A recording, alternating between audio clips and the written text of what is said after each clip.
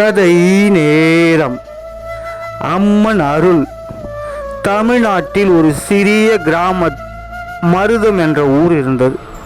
அந்த ஊரின் எல்லையில் 100 வருடங்கள் பழமையான மாரியம்மன் கோவில் ஒன்று இருந்தது.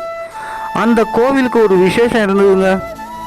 யாராவது மனசார வேண்டிக்கினா அம்மன் அவர்களை கைவிட மாட்டாள் என்று ஊர் பொதுமக்கள் நம்பிக்கை. அந்த ஊரில் காவியா என்ற ஒரு பெண் வாழ்ந்து வந்தாள். அவள் மிகவும் நல்ல மனசுக்காரி. ஆனால் அவளுக்கு வாழ்க்கை மட்டும் சோதனைகளையே அள்ளி கொடுத்தது. கணவருக்கு உடம்பு சரியில்லை, வீட்டில் பணப்பற்றாக்குறை, சாப்பாட்டுக்கு கூட சில நாட்கள் கஷ்டப்பட்டாள். ஒரு நாள் இரவு நல்ல மழை பெய்து கொண்டிருந்தது.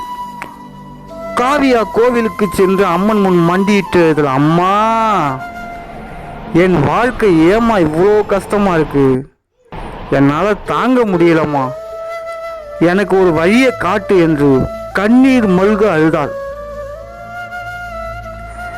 அந்த இரவு கோவில் பூசாரி கதவை மூடி சென்ற பிறகும் காவியா அங்கேயே அமர்ந்திருந்தாள். திடீரென்று கோவிலில் உள்ளே மெல்ல மணி ஓசை கேட்க ஆரம்பித்தது. டிங் டிங் டிங் என்று. காவியா சுற்றி முற்றி பார்த்தாள். யாருமே இல்லை. மீண்டும் அதே ஓசை கேட்டது. அம்மன் சிலை அருகில் இருந்த தீபம் தானாக பிரகாசமாக எரிய ஆரம்பித்தது.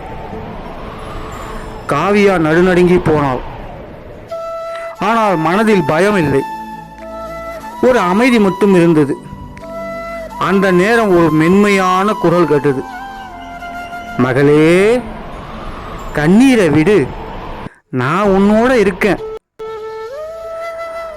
காவியா அதிர்ச்சியில் எழுந்து நின்று அழுதாள். அம்மா, அம்மா, அம்மா, நீங்களா? அவள் கைகளை கூப்பினாள். அந்த குரல் மீண்டும் சொன்னது, நாளை காலையில் கோவிலின் பின்புறம் இருக்கும் வேப்ப மரத்தடியில் வந்து பாரு.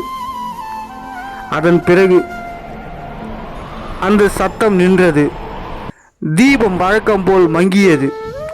அடுத்த நாள் காலையில் காவியா வேப்ப மரத்தின் அடியின் கீழே தோன்றினாள். அங்கே ஒரு சிறிய பித்தளை பெட்டி கிடைத்தது. அதை திறந்து பார்த்தாள். உள்ளே பழைய தங்க நகைகள், சில வெள்ளி நாணயங்கள் இருந்தது. அவள் அதிர்ச்சியில் அழ ஆரம்பித்தாள். அம்மா, இது உங்க அருளா அம்மா? அந்த தங்க நகைகளை விற்று கணவரை நல்ல மருத்துவமனைக்கு கொண்டு சென்றாள். சில மாதங்களில் அவள் உடல் நலம் பெற்றார். அவள் வாழ்க்கை மெதுவாக மாற ஆரம்பித்தது. வறுமை அகன்றது. வீட்டில் சந்தோஷம் திரும்பி வந்தது.